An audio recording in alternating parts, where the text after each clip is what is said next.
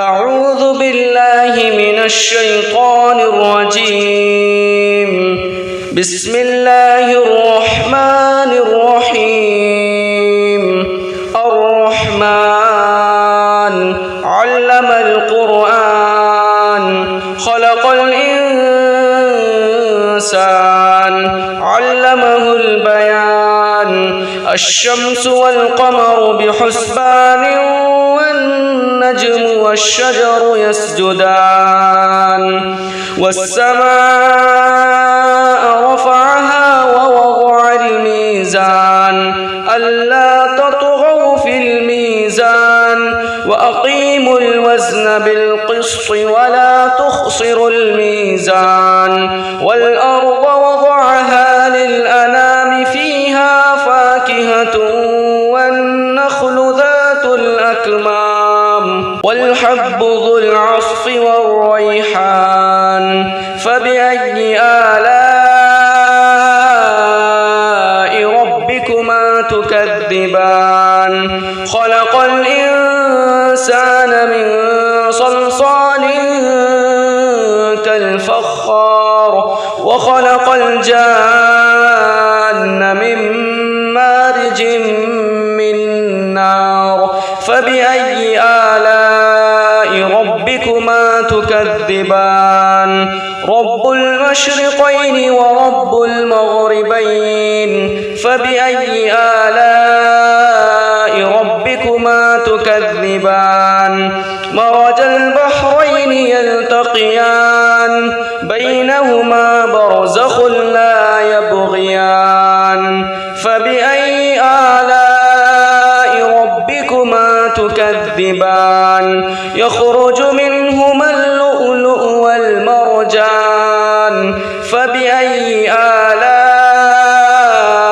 ربكما تكذبان؟ وله الجوار المنشآت في البحر كالأعلام. فبأي آلاء ربكما تكذبان؟ كل من عليها فان ويبقى وجه ربك ذو الجلال والإكرام. فبأي آلاء ربكما تكذبان؟ يسأله من في السماوات والأرض كل يوم هو في شأن. فبأي آلاء ربكما تكذبان؟ سنفرغ لكم أيها الثقلان. فبأي آلاء ربكما تكذبان؟ يا معشر الجن والإنس إن استطعتم أن تنفذوا من أقطار السماوات والأرض فانفذوا لا تنفذون إلا بسلطان. فبأي آلاء ربكما تكذبان؟ يرسل عليكما شواظ من نار ونحاس فلا تنتصران.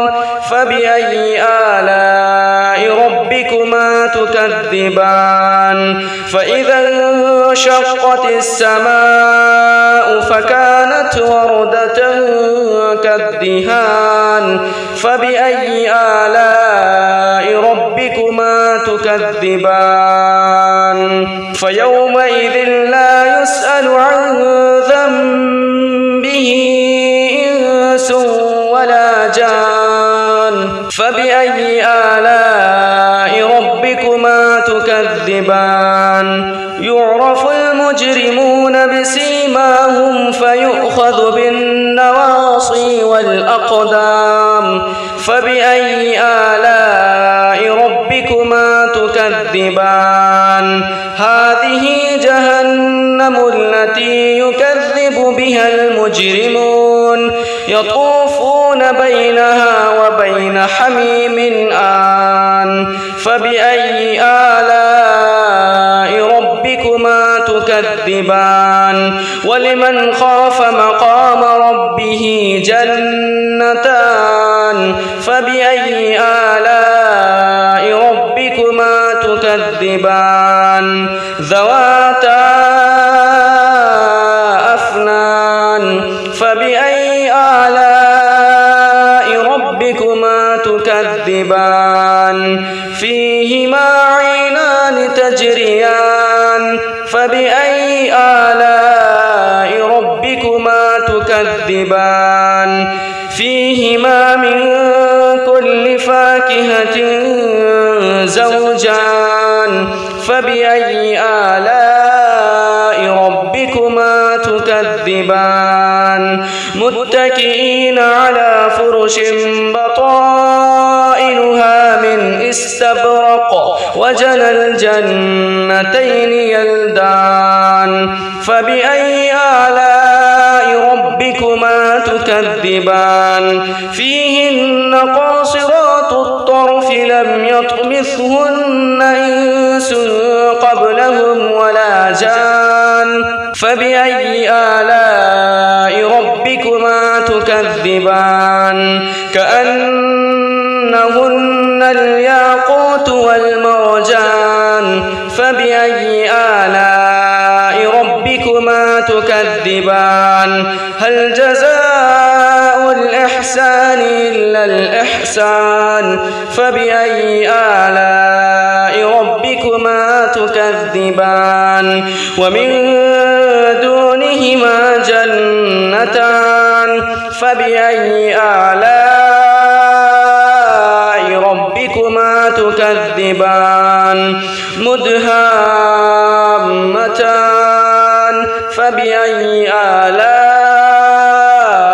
ربكما تكذبان فيهما عينان نضاختان فبأي آلاء ربكما تكذبان فيهما فاكهة ونخل ورمان فبأي آلاء ربكما تكذبان فيهن خيرات حسان فبأي آلاء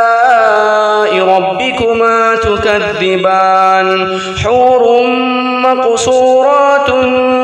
في الخيام فبأي آلاء ربكما تكذبان لم يطمثهن إنس قبلهم ولا جان فبأي آلاء ربكما تكذبان متكئين على رفرف خضر وعبقري حسان فبأي آلاء ربكما تكذبان تبارك اسم ربك ذي الجلال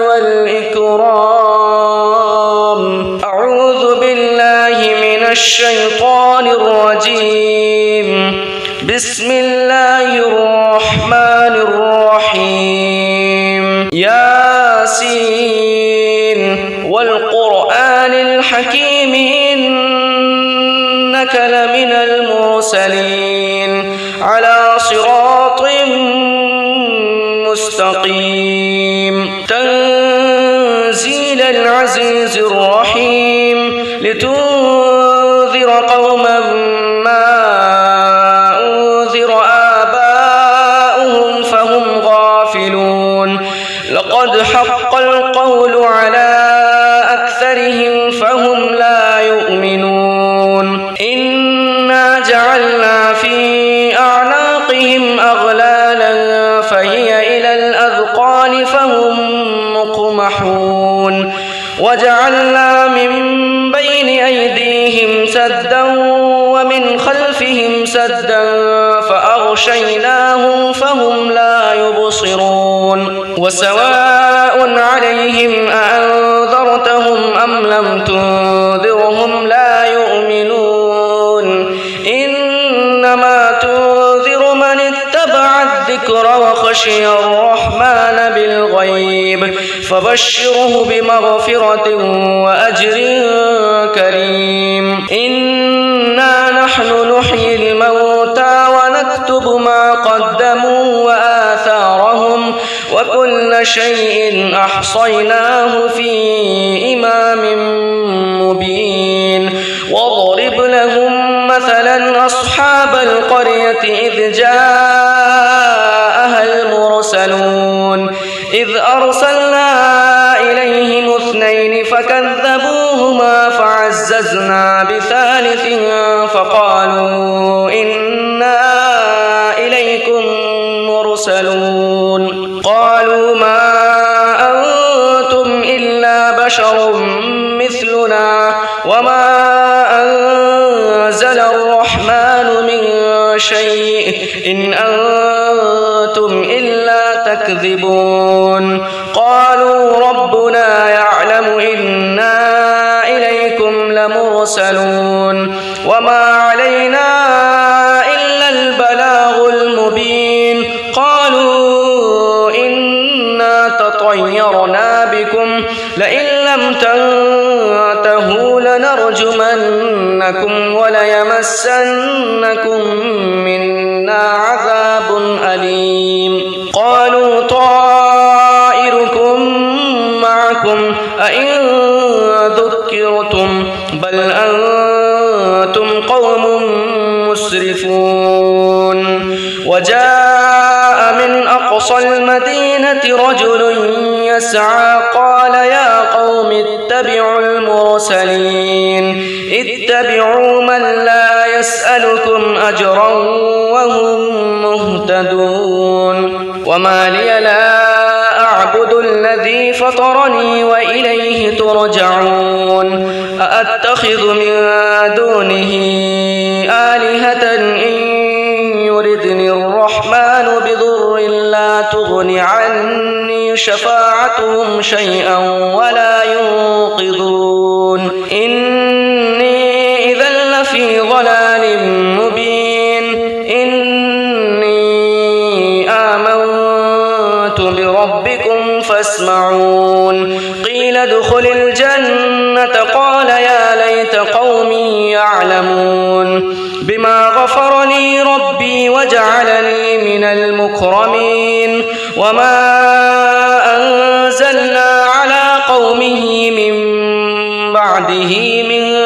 جند من السماء وما كنا منزلين إن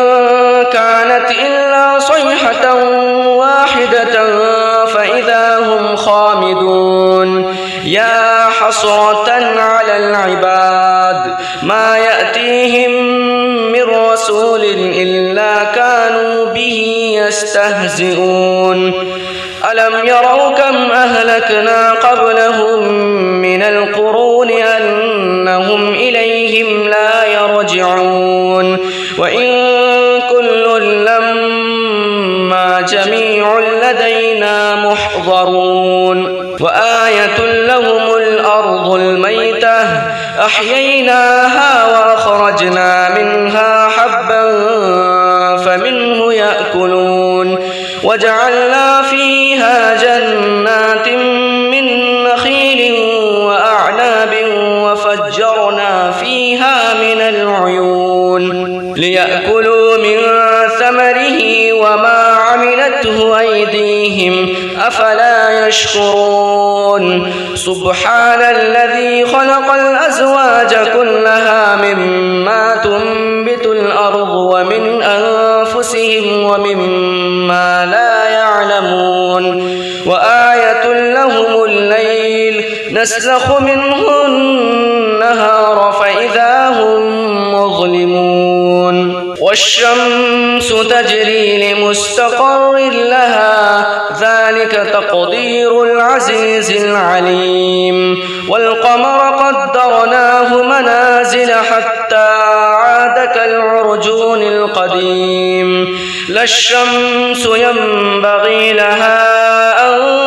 تدرك القمر ولا الليل سابق النهار وكل في فلك يسبحون وآية لهم أنا حملنا ذريتهم في الفلك المشحون وخلقنا لهم من مثله ما يركبون وإن نشأ نغرقهم فلا صريخ لهم ولا هم ينقذون إلا رحمة منا ومتاعا إلى حين وإذا قيل لهم اتقوا ما بين أيديكم وما خلفكم لعلكم ترحمون وما تأتيهم من آية من آيات ربهم إلا كانوا عنها معرضين وإذا قيل لهم أنفقوا مما رزقكم الله قال الذين كفروا للذين آمنوا أنطعم من لو يشاء الله أطعمه إن أنتم إلا في ضلال مبين ويقولون متى هذا الوعد إن كنتم صادقين ما ينظرون إلا صيحة واحدة تأخذهم وهم يخصمون فلا يستطيعون توصية ولا إلى أهلهم يرجعون ونفخ في الصور فإذا هم من الأجداث إلى ربهم ينسلون قالوا يا ويلنا من بعثنا من مرقدنا هذا ما وعد الرحمن وصدق المرسلون إن كانت إلا صيحة واحدة فإذا هم جميع لدينا محضرون فاليوم لا تظلم نفس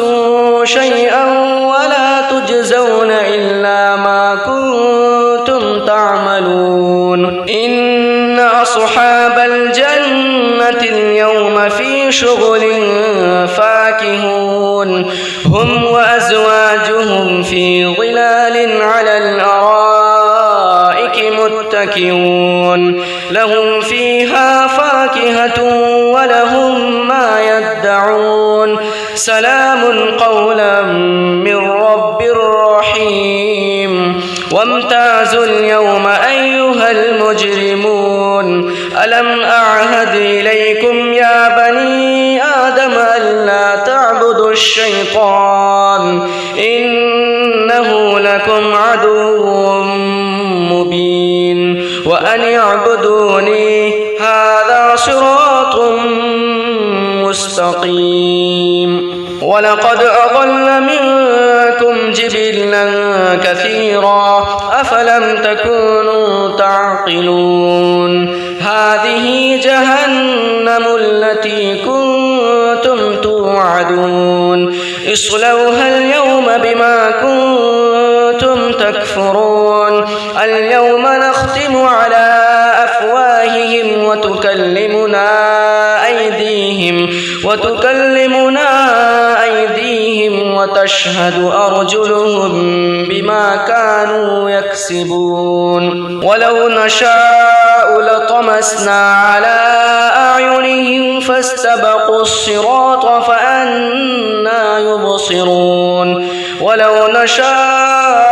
لمسخناهم على مكانتهم فما استطاعوا مضيا ولا يرجعون ومن نعمره ننكسه في الخلق أفلا يعقلون وما علمناه الشعر وما ينبغي له إن هو إلا ذكر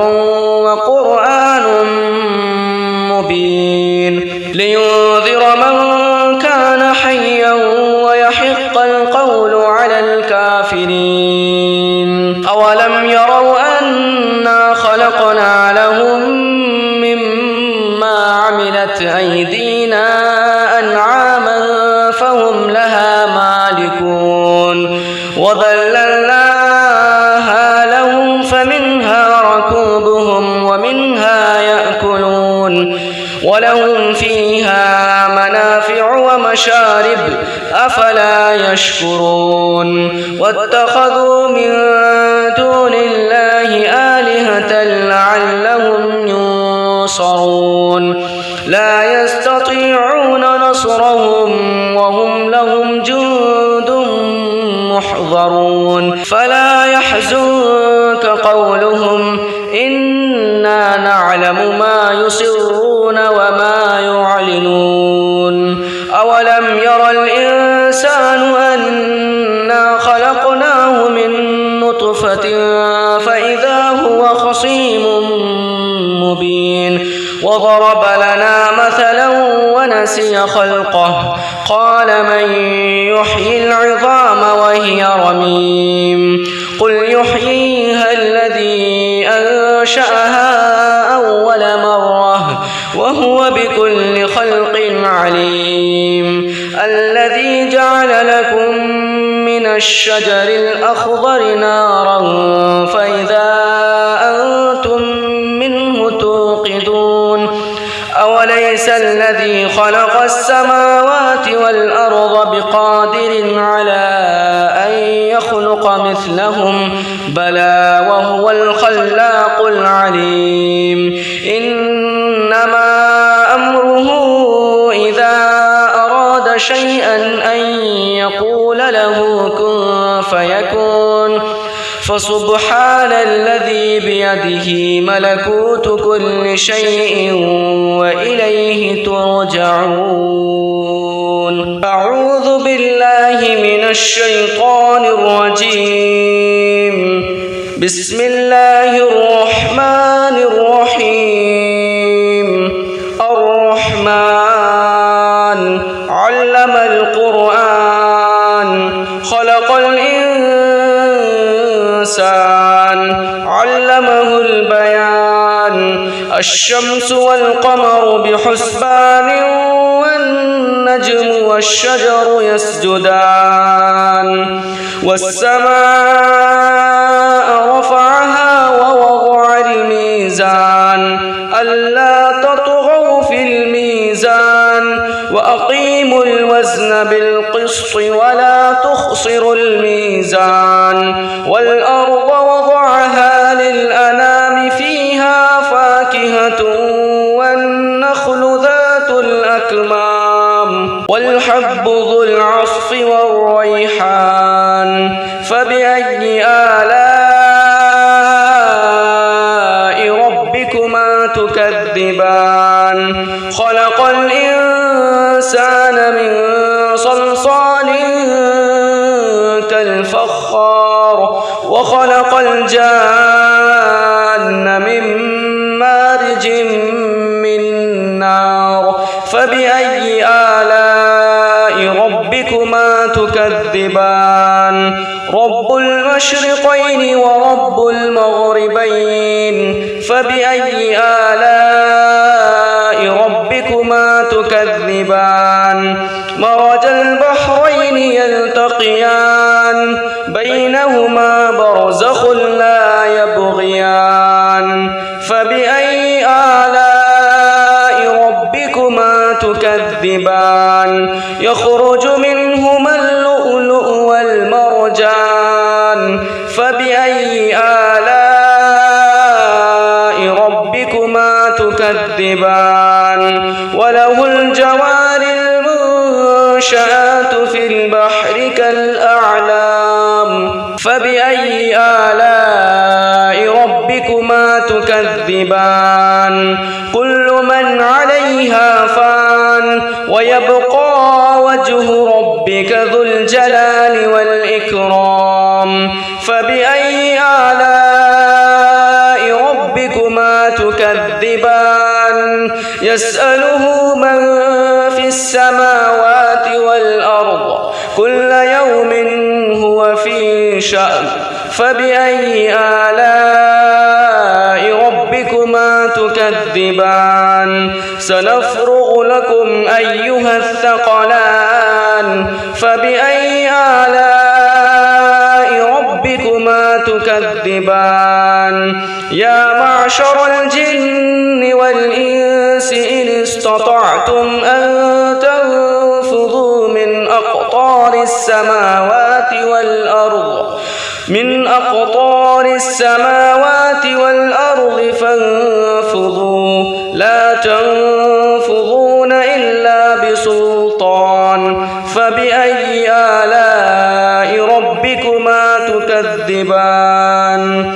يرسل عليكما شواظ من نار ونحاس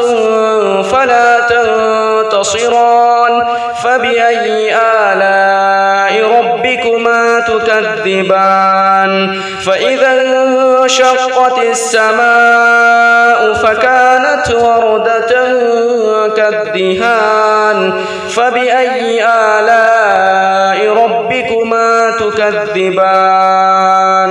فيومئذ لا يسأل عن ذنبه إنس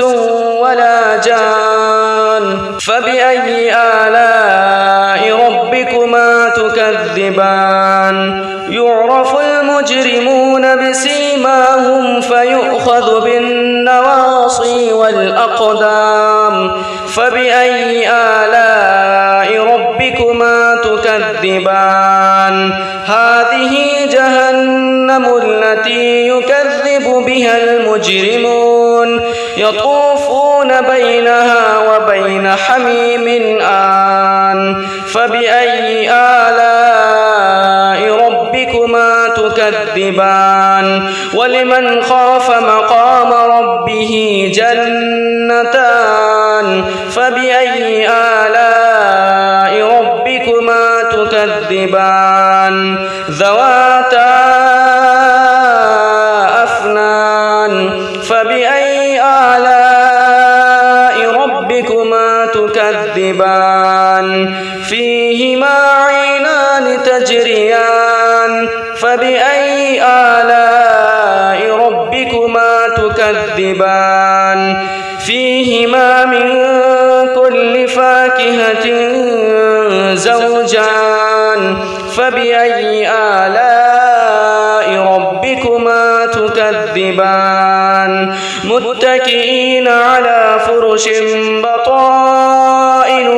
من استبرق وجنى الجنتين يلدان فبأي آلاء ربكما تكذبان فيهن قاصرات الطرف لم يطمثهن إنس قبلهم ولا جان فبأي آلاء ربكما تكذبان كأنهن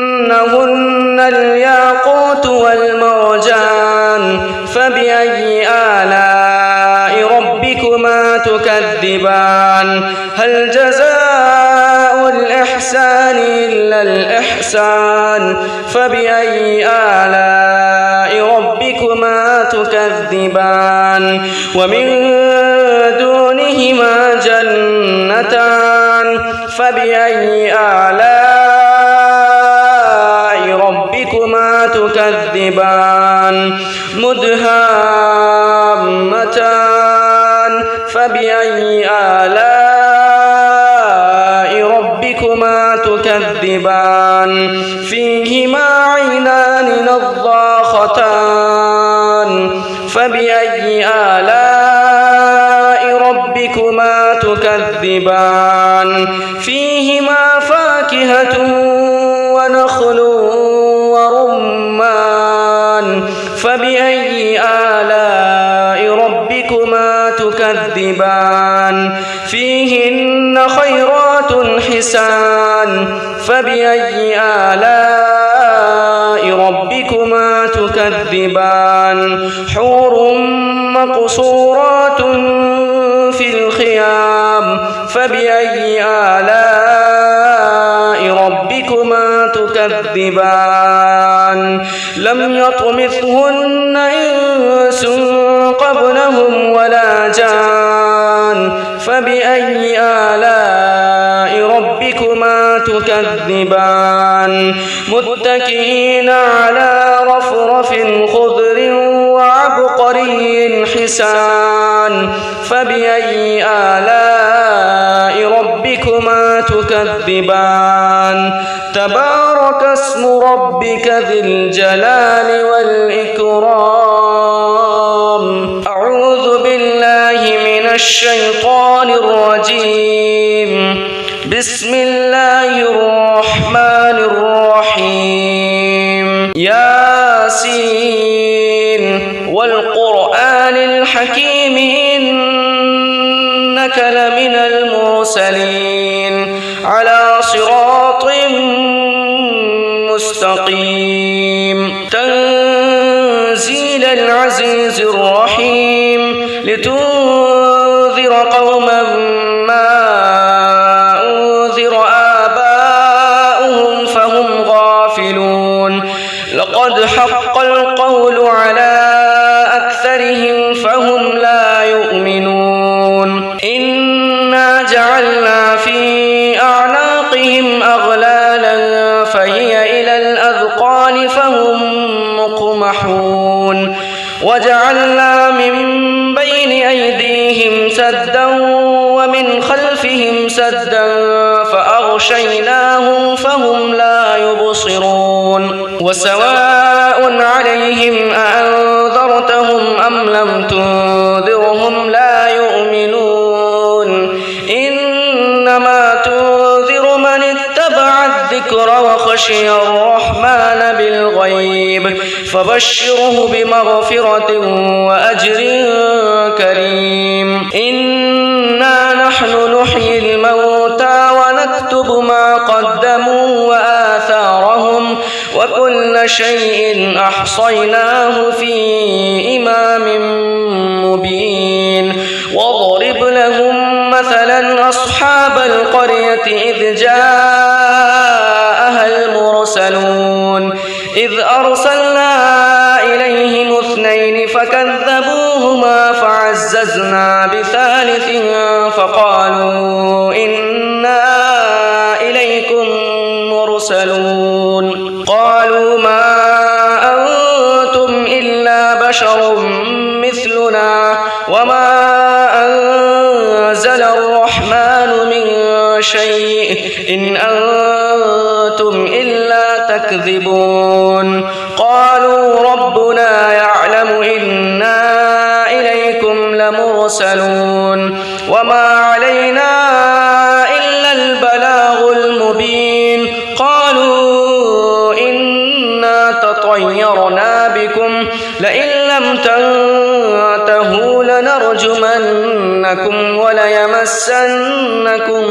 منا عذاب أليم قالوا طائركم معكم أئن ذكرتم بل أنتم قوم مسرفون وجاء من أقصى المدينة رجل يسعى قال يا قوم اتبعوا المرسلين اتبعوا من لا يسألكم أجرا وهم مهتدون وما لي لا أعبد الذي فطرني وإليه ترجعون أأتخذ من دونه آلهة إن يردني الرحمن بضر لا تغن عني شفاعتهم شيئا ولا ينقذون إني إذا لفي ضلال مبين إني آمنت بربكم فاسمعون قيل ادخل الجنة قال يا ليت قومي يعلمون بما غفر لي ربي وجعلني من المكرمين وما أنزلنا على قومه من بعده من جند من السماء وما كنا منزلين إن كانت إلا صيحة واحدة فإذا هم خامدون يا حسرة على العباد ما يأتيهم من رسول إلا كانوا به يستهزئون ألم يروا كم أهلكنا قبلهم من القرون أنهم إليهم لا يرجعون وإن كل لما جميع لدينا محضرون وآية لهم الأرض الميتة أحييناها وأخرجنا منها حبا فمنه يأكلون وجعلنا فيها جنات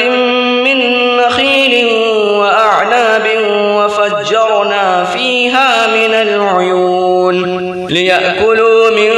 ثمره وما عملته أيديهم أفلا يشكرون سبحان الذي خلق الأزواج كلها مما تنبت الأرض ومن أنفسهم ومما لا يعلمون وآية لهم الليل نسلخ منه النهار فإذا هم مظلمون والشمس تجري لمستقر لها ذلك تقدير العزيز العليم والقمر قدرناه منازل حتى عاد كالعرجون القديم لا الشمس ينبغي لها أن تدرك القمر ولا الليل سابق النهار وكل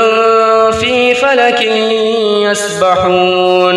وآية لهم أنا حملنا ذريتهم في الفلك المشحون وخلقنا لهم من مثله ما يركبون وإن نشأ نغرقهم فلا صريخ لهم ولا هم ينقذون إلا رحمة منا ومتاعا إلى حين وإذا قيل لهم اتقوا ما بين أيديكم وما خلفكم لعلكم ترحمون وما تأتيهم من آية من آيات ربهم إلا كانوا عنها معرضين وإذا قيل لهم أنفقوا مما رزقكم الله قال الذين كفروا للذين آمنوا أنطعم من لو يشاء الله أطعمه إن أنتم إلا في ضلال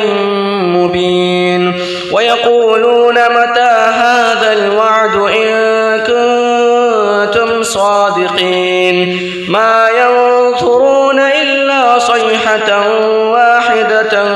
تأخذهم وهم يخصمون فلا يستطيعون توصية ولا إلى أهلهم يرجعون ونفخ في الصور فإذا هم من الأجداث إلى ربهم ينسلون قالوا يا ويلنا من بعثنا من مرقدنا هذا ما وعد الرحمن وصدق المرسلون إن كانت إلا صيحة واحدة فإذا هم جميع لدينا محضرون فاليوم لا تظلم نفس شيئا ولا تجزون إلا ما كنتم تعملون إن أصحاب الجنة اليوم في شغل فاكهون هم وأزواجهم في ظلال على الأرائك متكئون لهم فيها فاكهة ولهم ما يدعون سلام قولا من رب رحيم وامتازوا اليوم أيها المجرمون ألم أعهد إليكم يا بني آدم ألا تعبدوا الشيطان إنه لكم عدو مبين وأن اعبدوني هذا صراط مستقيم ولقد أضل منكم جبلا كثيرا أفلم تكونوا تعقلون هذه جهنم التي كنتم توعدون اصلوها اليوم بما كنتم تكفرون اليوم نختم على أفواههم وتكلمنا أيديهم وتشهد أرجلهم بما كانوا يكسبون ولو نشاء لطمسنا على أعينهم فاستبقوا الصراط فأنى يبصرون ولو نشاء لمسخناهم على مكانتهم فما استطاعوا مضيا ولا يرجعون ومن نعمره ننكسه في الخلق أفلا يعقلون وما علمناه الشعر وما ينبغي له إن هو إلا ذكر وقرآن مبين لينذر من كان حيا ويحق القول على الكافرين أولم يروا أنا خلقنا لهم مما عملت أيدينا أنعاما فهم لها مالكون وذللناها لهم فمنها ركوبهم ومنها يأكلون ولهم فيها منافع ومشارب أفلا يشكرون واتخذوا من دون الله آلهة لعلهم ينصرون لا يستطيعون نصرهم وهم لهم جند محضرون فلا يحزنك قولهم إنا نعلم ما يسرون وما يعلنون أولم ير الإنسان أنا خلقناه من نطفة فإذا هو خصيم مبين وضرب لنا مثلا ونسي خلقه قال من يحيي العظام وهي رميم قل يحييها الذي أنشأها أول مرة وهو بكل خلق عليم الذي جعل لكم من الشجر الأخضر نارا فإذا أنتم منه توقدون أوليس الذي خلق السماوات والأرض بقادر على أن يخلق مثلهم بلى وهو الخلاق العليم إنما أمره إذا أراد شيئا أن يقول له كن فيكون فسبحان الذي بيده ملكوت كل شيء وإليه ترجعون